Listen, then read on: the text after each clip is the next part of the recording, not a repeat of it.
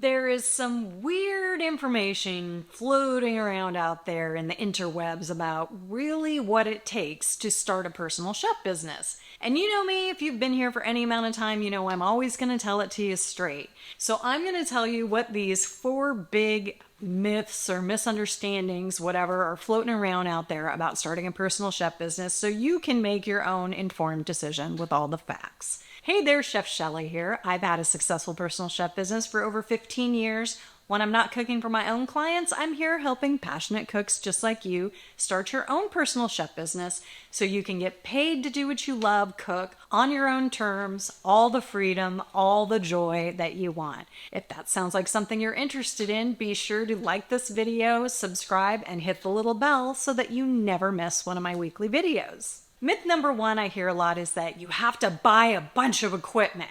Now, I think the one that this kind of comes out of, well, two different parts, but one is that people kind of think about like a big catering business where you need big Cambros, big chafers, and big equipment that can cook a big volume of food. The typical personal chef business, the first service they do is meal prep services, also known as personal chef services, right? And there's no commercial equipment. No commercial sized equipment you need to do that.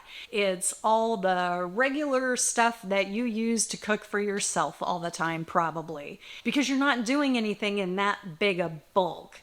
I mean, yeah, you're gonna want good knives, good cutting boards, good cooking tools, pots and pans, but loving to cook and being a passionate cook, you probably have all that.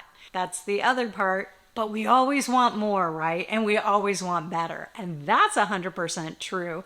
But don't let that keep you from getting started if you already have the actual things that you need to do. You just want to buy more or to upgrade what you have. Now, if you want to get a taste of what actually doing a personal chef service is because you're not really sure if you have everything you need or even if it's something you want to do, there's a link below where you can get my guide on how to do weekly meal prep services for clients. Do a service for yourself. It walks you through all the steps and you'll see exactly if you have what you need, if you need to get more of something or whatever when you're doing a cooking service exactly like you would for a weekly client. Okay, myth number two, you have to get a loan to be able to start the business. Sometimes I talk to people who are just really concerned about having enough startup money. They need to get a small business loan or start saving up or whatever. And you don't need a lot of startup money to start this business. Now, as I said, you probably already have all the equipment or most of the equipment, even though you might want some new stuff.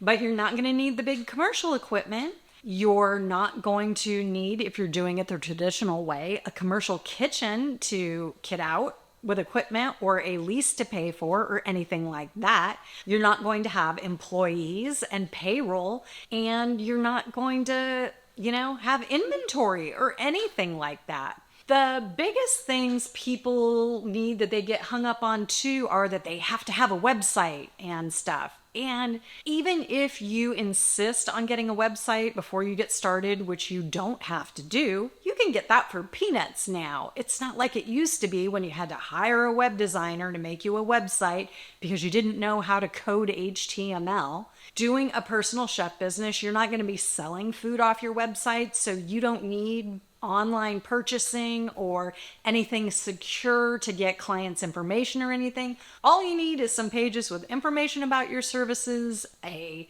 form they can submit to email you directly if they want, and that's about it. Not expensive at all. You don't even have to have a website though. You could even just do that through a free Facebook page, and that has its own challenges, so that's a totally different video. But startup costs to start a personal chef business, very low. Not anything you need to worry about startup money or getting a loan for. The third myth, and this is a big one, is that you can cook out of your house as a personal chef business and do weekly meal prep right out of your own kitchen. Now, I know this one's a big bummer, but at the time I'm doing this video, in 99.8, and yes, I counted, percent of the counties currently in the United States, they do not let you cook this type of food out of your house and get paid for it.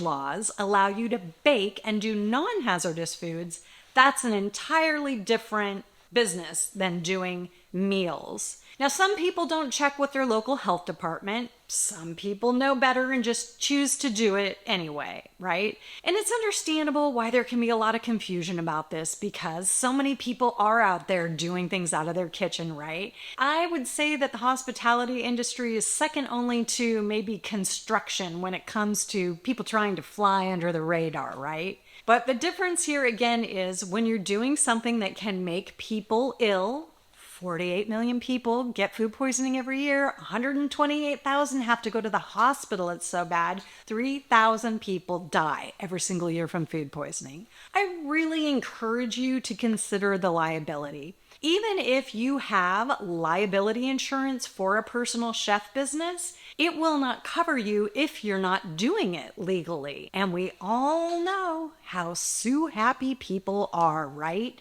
Not to mention the people out there that get their jollies by reporting people that they think are doing something wrong. We all know those people. If the internet has shown us nothing else, it's those kind of people, right? So just take that all into consideration when you're thinking about whether you have to do it out of your home or not.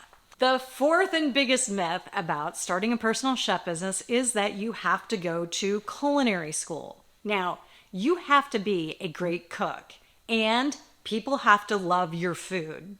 Do you have to go to culinary school first? No. Do you have to go to culinary school to be a great cook? No. Now, you're not running a restaurant in this business. You're not managing staff, you're not handling inventory, and all the other things that they teach you in culinary school about being a restaurant chef. Now, even with all of that, you know, right, that Gordon Ramsay didn't go to culinary school, Tom Colicchio, Thomas Keller didn't, right? But at the end of the day, if you don't want to call yourself a chef or even a personal chef because you haven't gone to culinary school, you do not have to. You can call your business Martha's Mealtime Solutions and do the exact same thing and just not even deal with being called a chef. Think about Ina Garten, right? Do you think she can cook? Do you think she's a cajillionaire? Do you think she went to culinary school, calls herself a chef, any of that? No, it has not stopped her from being hugely successful and making plenty of money. And it does not need to stop you either. If cooking is your passion, if you want to have your own business getting paid to do what you love, you can get my free guide below. It'll walk you through doing meal prep services if that's a service you want to do in your own business. And you can see what it's actually like to do the work of a personal chef, even if you choose not to call yourself chef. You can see if you have the equipment or if it is going to cost you some money to get started. Check into your local health department, see if you can cook out of your home kitchen or not. Take all those things into consideration so that you can make the best decision for you about whether to start a personal chef business or not. Because if you decide you want to, the clients are out there and they're hungry for what you're cooking.